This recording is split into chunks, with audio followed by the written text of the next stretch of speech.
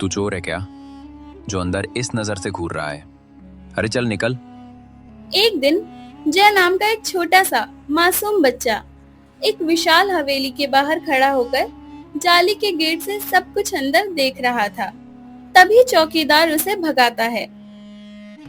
अरे चल निकल, छोटे मालिक के स्कूल से आने का समय हो रहा है।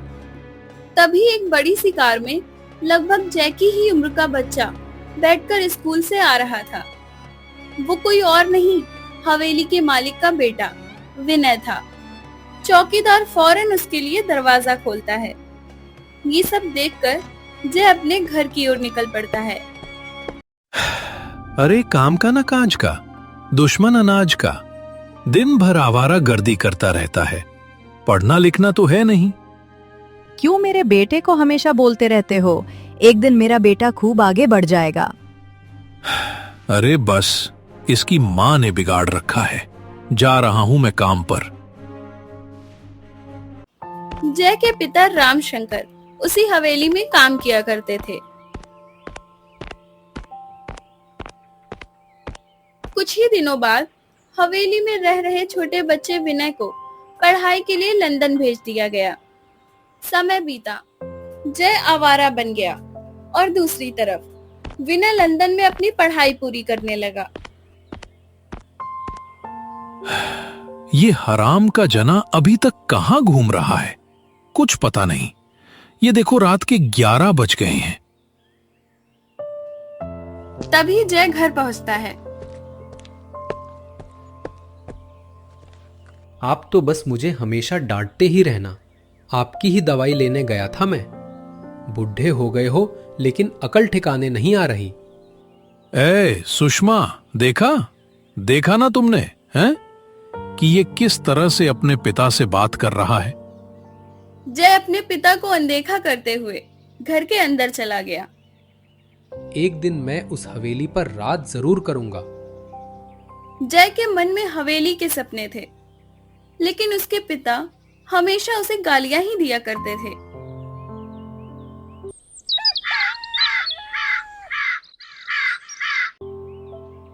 एक दिन जय जब अपने दोस्तों के साथ मोहल्ले में टहल रहा था, उसी समय बड़ी बड़ी कारें वहां से गुजरने लगी। जय की नजर कार के अंदर बैठे हुए एक लड़के पर गई, जो ठीक उसी की तरह दिख रहा था। अरे यार, ये गाड़ी में कौन बैठा है? वो तो मेरी तरह ही लग रहा है। तुम्हें तो यार सारे अमीर अपनी ही तरह लगते हैं यार। हैं? वो हवेली का छोटा मालिक है यार। क्या नाम था उसका? हाँ, विनय। अरे ये बचपन में ना लंदन चला गया था, आज ही वापस आया है ये। जय अब जान गया था कि विनय बड़े होने के बाद बिल्कुल उसके जैसा ही नजर आ रहा था। उधर दूसरी तरफ हवेली में बहुत बड़ा आयोजन था। जय भी वहां पहुंचा। मेरे बच्चे, इतने समय के बाद तुम वापस यहाँ लौटे हो, और वो भी वकालत की पढ़ाई पूरी करके। अब तो तुम बहुत ही अच्छे वकील बनोगे बेटा। आपने मुझे इस काबिल बनाया पिताजी। मैं आपका नाम रोशन जरूर करके दिखाऊंगा। जय ने देखा कि सब लोग विनय से बहुत प्यार करते थे। जय भी विनय की जगह लेना चाहता था। पार्टी खत्म होने के बाद जय अपने दोस्तों के साथ बैठा था। अरे जय, तू तो बिल्कुल सही कह रहा था यार। वो मालिक का बेटा है ना, बिल्कुल तेरी तरह ही लगता है यार। ऐसा लगता है यार कि बिल्कुल तेरा हमशक्ल भाई हो यार। यार, शक्ल तो बिल्कुल उसके जैसी है मेरी, लेकिन साला ये किस्मत ही उसके जैसी नहीं है यार। वो इतना अमीर है, पढ़ा भी लंदन से है, और उसे पूरा परिवार भी प्यार करता है यार। अरे यार एक चीज बता, लेकिन इतनी पढ़ाई करने की क्या जरूरत थी यार? जिंदगी भर अपने पिता के टुकड़ों पर पलता तो अच्छी जिंदगी कट्टी उसकी नहीं। ए यार, अगर उसकी भी यही सोच होती तो ना वो भी जय ही होता आज।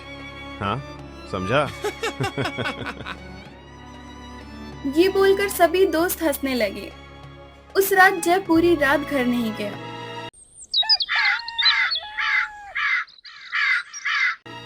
अगली सुबह जब वो घर पहुंचा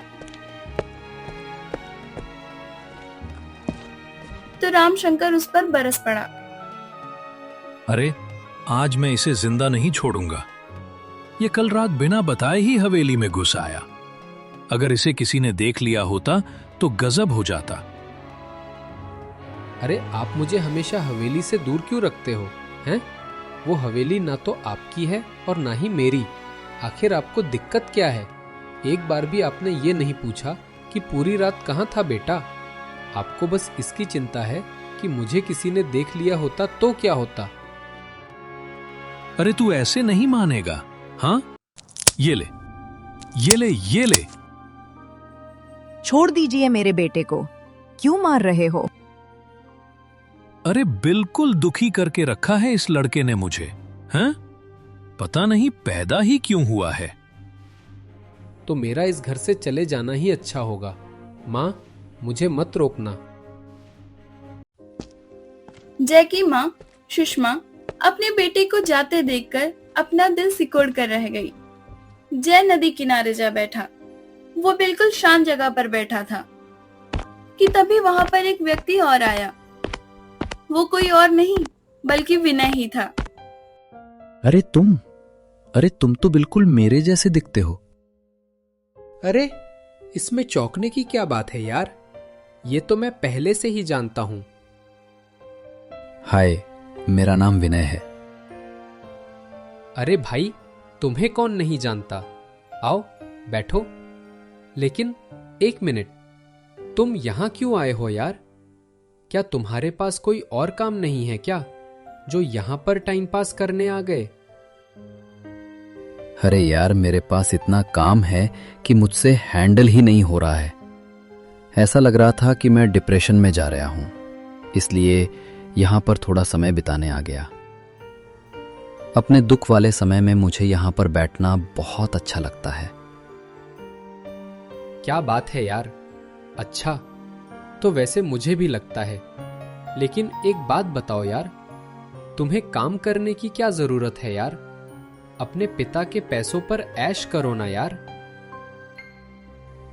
जितना बाहर के लोग समझते हैं, ये सब उतना आसान होता नहीं है यार। मैं इकलौता बेटा हूं, इसीलिए माता पिता की मुझसे बहुत ज्यादा उम्मीदें हैं। उन्होंने मुझे लंदन पढ़ाई करने के लिए भेजा और सब मुझे बहुत प्यार भी करते हैं, पर वो ये नहीं जानते कि मैं इन सब के काबिल नहीं हूं।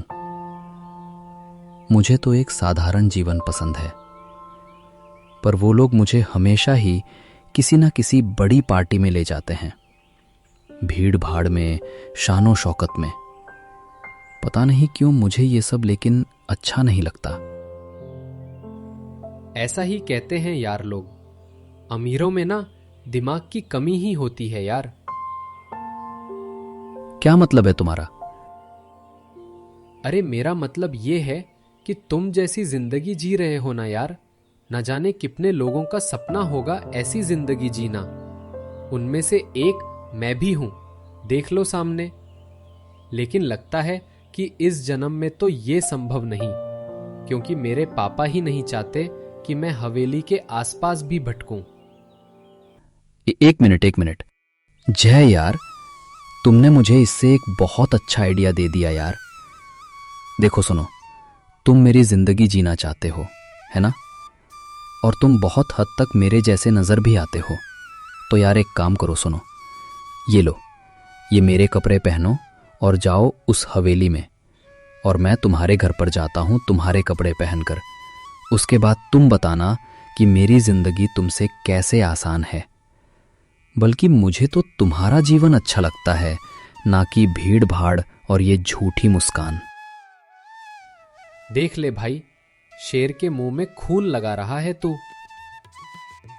अरे हाँ बाबा, मैं समझ गया यार, लेकिन हाँ एक शर्त। 1 महीने के बाद हम दोनों यही मिलेंगे और वापस अपने अपने घर जाएंगे। ये सब सिर्फ इसलिए है क्योंकि हम अपनी अपनी जिंदगी से परेशान हैं। समझ गया? अरे हाँ भाई, समझ गया यार, समझ गया। और जल्दी से अपने कपड़े दे मुझे, और ये ले, मेरे कपड़े पहन ले। उसके बाद दोनों एक दूसरे के कपड़े पहनकर एक दूसरे के घर पहुंचे। मेरा बच्चा, कल रात से न जाने कुछ खाया है कि नहीं? पिता की डांट से भला कोई ऐसे नाराज होता है क्या? चल, जल्दी अंदर आ जा। सुषमा अपने हाथों से उसे खाना खिलाती है। खाना उतना भी टेस्टी नहीं है, लेकिन आपने अपने हाथों से खिलाया तो बहुत अच्छा लग रहा है। ऐसे ही मुझे अपने हाथों से रोज रोज खाना खिलाना माँ। हाँ मेरे बच्चे। और वहां दूसरी तरफ हवेली के अंदर जय, जो कि विनय के भेष में था। बेटा, कहाँ चले गए थे तुम लेट हो। मैंने कहा था ना कि 2 बजे कोर्ट पहुंचना होगा। पापा, मैं ना बहुत थका हुआ हूँ, क्या मैं थोड़ा आराम कर सकता हूँ क्या? हाँ, ये भी कोई पूछने की बात है बेटे। तुम अपने कमरे में चलो, मैं तुम्हारे लिए जूस भिजवाता हूँ। जय आराम से जाकर विनय के मखमली बिस्तर पर लेट जाता है। अबे यार, जिंदगी हो तो ऐसी हो यार, वरना हो ही ना साली। ये मखमली बिस्तर, अरे वाह, एसी भी लगा हुआ है यार। और कितना बड़ा कमरा है यार। अरे यार, इस कमरे के जितना तो मेरा घर भी नहीं है। मजे ही आ गए यार। अभी जूस भी आता ही होगा मेरे लिए। ऐसी जिंदगी तो मुझे हमेशा से चाहिए थी। और एक वो है बेवकूफ विनय कहीं का। और ऐसे ही कुछ दिन बीत गए। जय, जो कि हवेली में विनय बनकर रह रहा था, उसे अब खूब मजा आ रहा था। और वहां दूसरी तरफ जय के भेष में विनय भी अपने पिता का दिल जीतने में लगा था। पापा, मैंने आपके ये जूते पॉलिश कर दिए हैं। मैंने नौकरी के लिए भी अप्लाई किया है, जल्दी ही जवाब आ जाएगा। अरे क्या बात है, आजकल तो इस लड़के में बहुत बदलाव नजर आ रहा है। क्या खा लिया है, क्या हो गया है? विनय मुस्कुराने लगा। वहां दूसरी तरफ जय विनय की माँ और पिता को लड़ते हुए देखता है। आप हमेशा ऐसा ही करते हैं। एक काम कहा था आपसे, वो भी ना किया गया। अरे तुम छोटी छोटी बातों पर इतना क्यों लड़ती हो? मैंने कहा ना कि मैं तुम्हारा काम जल्दी कर दूंगा। अरे 2 दिन में मेरी बहन की बेटी की शादी है। तुमने अभी तक उसे 1 लाख रुपए नहीं भेजे हैं। कन्यादान नाम की भी कोई चीज होती है। ये हम अपनी तरफ से करने वाले थे ना। क्या लगेगा उन्हें कि हमें उनकी बिल्कुल भी कदर नहीं है, जो शादी वाले दिन ही पैसे भेज रहे हैं। अरे यार, मुझे इतने कामों में तुम्हारा काम याद नहीं रहा। अब मैं जा रहा हूं ना, मैं कर दूंगा बाद में। आपसे तो बात करना ही बेकार है। विनय की माँ अपने कमरे में बैठ गई और पिता काम पर चले गए। ए यार, यहाँ तो फैमिली के अंदर बिल्कुल भी प्यार नहीं है यार। माँ, मुझे आपसे एक बात करनी है। अगर पिताजी भूल गए थे पैसे डालना, तो आप ही उन्हें याद दिला देती। तुझे बीच में पड़ने की कोई जरूरत नहीं है बेटा। तू जाके अपना काम कर। वैसे भी 2 दिन में तेरी मीटिंग होने वाली है, उसकी तैयारी भी तो करनी है तुझे। ऐसा कहकर माँ ने जय को वहां से जाने के लिए कहा। जय अब अपने कमरे की तरफ जा रहा था, तभी उसे पिता भी नजर आ गए। एक तो मुझे मेरी घड़ी नहीं मिल रही, ऊपर से ये लड़ती रहती है। ये रही पिताजी आपकी घड़ी। बाथरूम के बाहर रखी थी, इसलिए मैंने पहन ली। आप जा रहे हो क्या? अरे इस घर में रहना ही पाप है बेटा। जा रहा हूं मैं काम पर।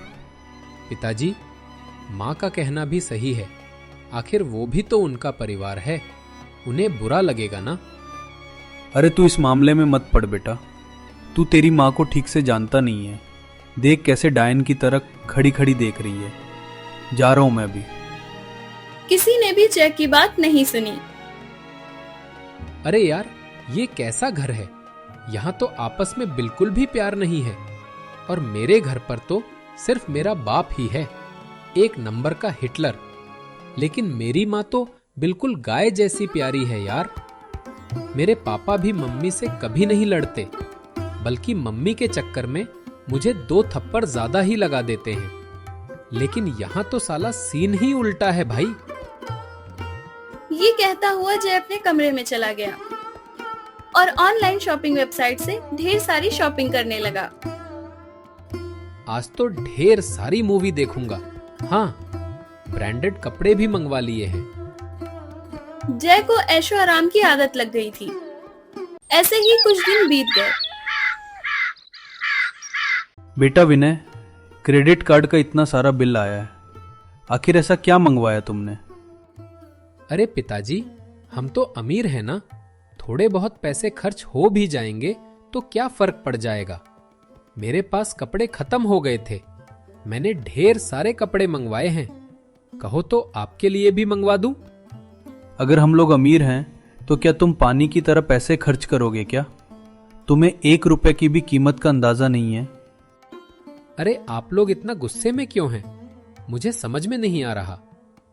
अरे टेक अ चिल गाइज, मेरा एक और पार्सल आने वाला है, उसे रिसीव कर लेना। मैं काम से बाहर जा रहा हूं। सारे काम तो इस लड़के ने छोड़ रखे हैं, न जाने कौन से काम पर गया है। पता नहीं इसको क्या हो गया है।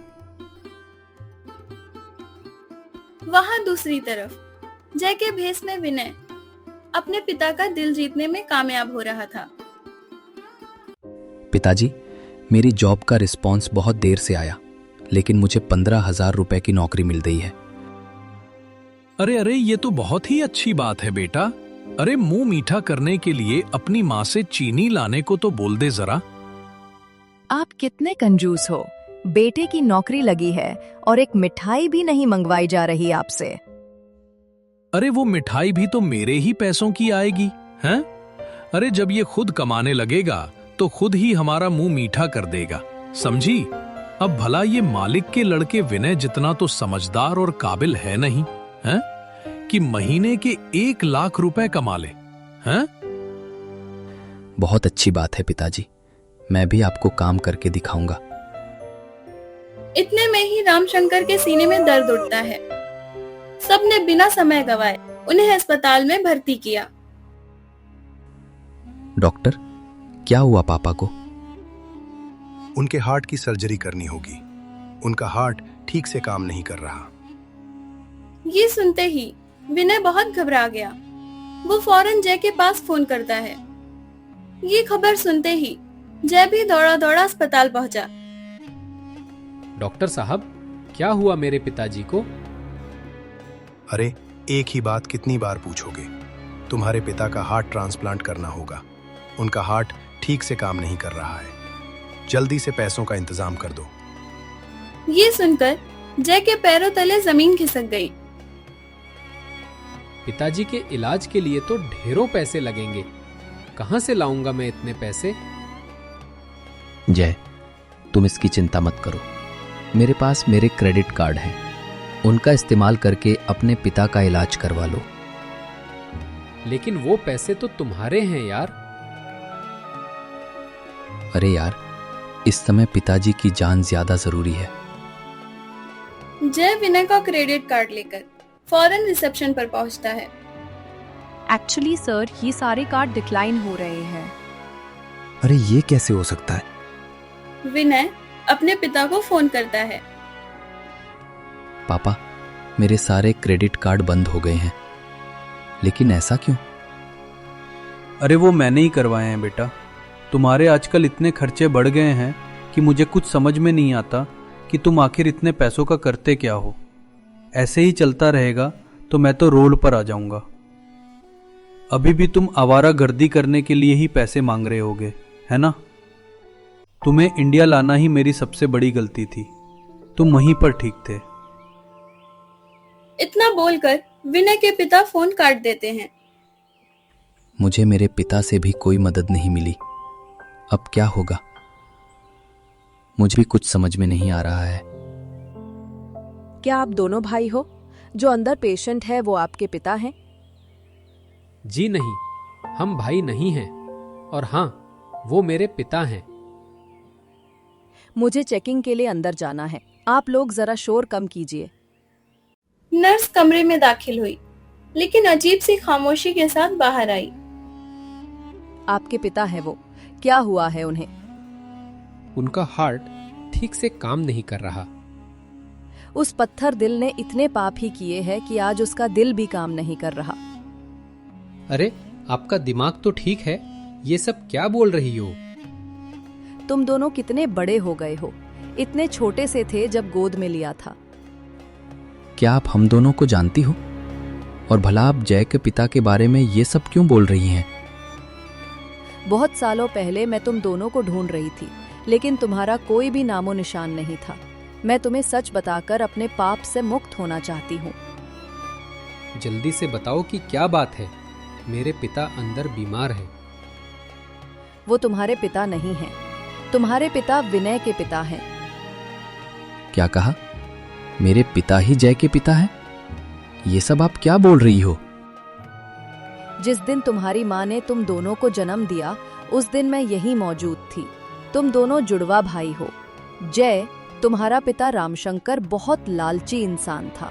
वो विनय के पिता से बहुत जलता था। वो बस उनके वारिस को तड़पता हुआ देखना चाहता था। इसीलिए उसने मुझे पैसे देकर तुम्हें चुराने को कहा। मैंने बचपन में ही तुम दोनों को अलग कर दिया था और सबको कहा कि तुम मर गए हो। मैंने चंद पैसों के लालच में आकर इंसानियत का सौदा कर डाला। बच्चों, मुझे माफ कर दो।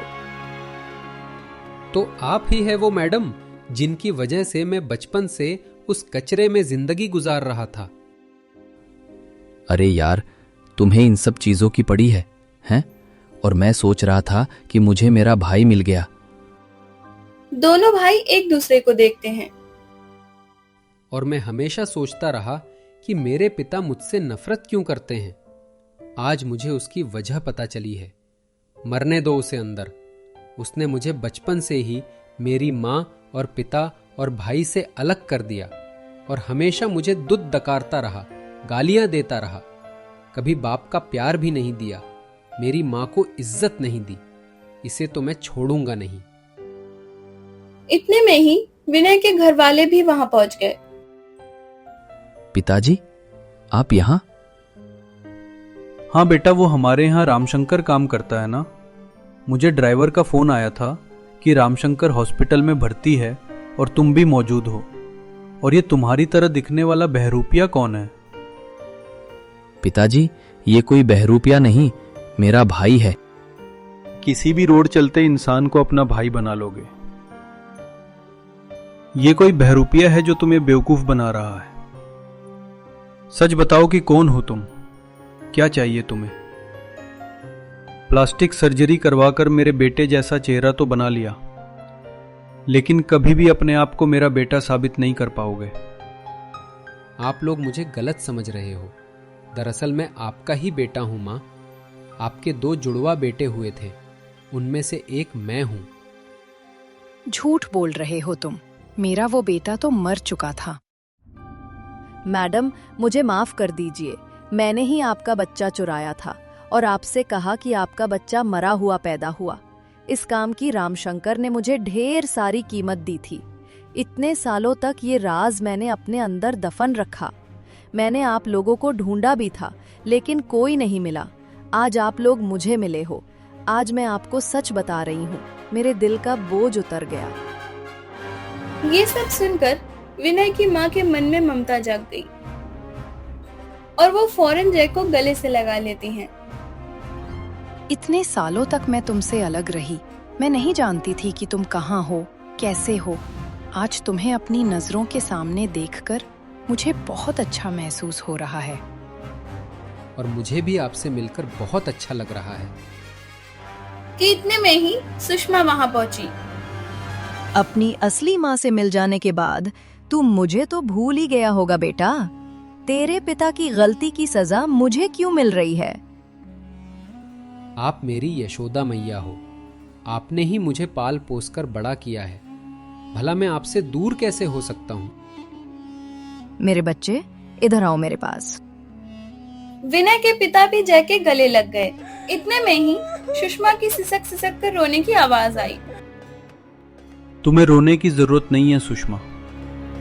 मैंने पहले ही इलाज के सारे पैसे जमा करवा दिए हैं। कुछ ही देर में डॉक्टर आकर तुम्हारे पति का ऑपरेशन कर देंगे और वो बिल्कुल ठीक हो जाएगा। बेटा जय, चलो अपनी हवेली लौट चलते हैं। पिताजी, आप लोगों से मिलकर मुझे बहुत अच्छा लगा, लेकिन मेरा घर मेरे लिए मेरी वही झोपड़पट्टी है जहां मैं अपने परिवार के साथ रहता हूं। आप लोगों ने मुझे जन्म दिया, लेकिन मुझे नाम और पहचान मेरी सुषमा माँ और पिता ने दिया है। ऐसे टाइम पर मैं उन्हें छोड़कर नहीं जा सकता। आपने मुझे स्वीकार कर लिया, यही मेरी सबसे बड़ी खुशी है। तो क्या इस बार भी अपने बेटे से दूर रहना पड़ेगा? माँ, अब मैं आपको छोड़कर कहीं नहीं जा रहा। मैं तो हमेशा आपके पास ही रहूंगा, लेकिन सुषमा माँ को भी मेरी जरूरत है। मैं अपना फर्ज निभाऊंगा। और हाँ, पिताजी को भी ये साबित करना है कि मैं कोई बहरूपिया नहीं, बल्कि हवेली का ही खून हूं। डॉक्टर ऑपरेशन करने केबिन में जा पहुंचे और कुछ घंटों के ऑपरेशन के बाद ऑपरेशन सफल रहा। अब आप लोग उनसे मिल सकते हैं। सबसे पहले विनय के पिता रामशंकर के पास गए। मालिक, आप यहाँ? अब कैसे हो तुम? ठीक ही लग रहे हो। वो बाहर मैंने तुम्हारे बेटे को देखा। वो बिल्कुल विनय की तरह लगता है। अरे मालिक, छोड़िए उसकी बातें। एक नंबर का बहरूपिया इंसान है। क्योंकि वो मेरा बेटा है, इसीलिए छुपाने की जरूरत नहीं है। नर्स ने मुझे सब बता दिया। अब रामशंकर के पास अल्फाज नहीं बचे थे। काम से तो मैं तुम्हें निकाल ही रहा हूं, लेकिन मैं अपने बेटे को भी तुम्हारे पास छोड़कर जा रहा हूं। मैं रोज तुमसे खबर लूंगा। अगर उसे जरा सी भी दिक्कत आई तो मैं तुम्हें छोड़ूंगा नहीं। रामशंकर को कुछ समझ नहीं आ रहा था कि पल भर में ये सब क्या हो गया। विनय के पिता वहां से उठकर चले गए और कुछ ही देर में जय और सुषमा कमरे में आ पहुंचे। कैसे हो पिताजी? ठीक तो हो? अरे नालायक, तू खुद पर ध्यान दे। अरे अभी अभी दिल का ऑपरेशन हुआ है, जरा धीरे बात करो। हैं? आपकी इन धमकियों से कुछ नहीं होने वाला, क्योंकि अब मुझे पता चल चुका है कि मैं आपका बेटा नहीं हूं। लेकिन आप चिंता मत कीजिए, मैं आपकी तरह बहरूपिया नहीं हूं, जो दिखता कुछ है और करता कुछ है। अरे तो यहां पर क्यों बैठे हो? जब सब सच पता चल चुका है तो जाओ अपने अमीर पिता के पास। हैं? बचपन से ही तुम हवेली में रहना चाहते थे ना? जाओ जाओ, ये सपना भी पूरा कर लो। जाओ। मैं आपको छोड़कर कहीं नहीं जाने वाला। मेरे अलावा आपका और कोई सहारा भी नहीं है। आपने मुझे बेटा नहीं माना, लेकिन मैंने आपको पिता माना है। ये सुनकर रामशंकर का मन पिघल गया। रामशंकर जय को गले लगा लेता है। उस दिन के बाद से दोनों भाई, जिन्हें बहरूपिया समझा जाता था, अब वो दोनों मिल चुके थे। वो दोनों कोई भी काम करते तो आपस में मिलकर ही किया करते थे। यहाँ तक कि अब रामशंकर का व्यवहार भी जय के प्रति बदल गया था।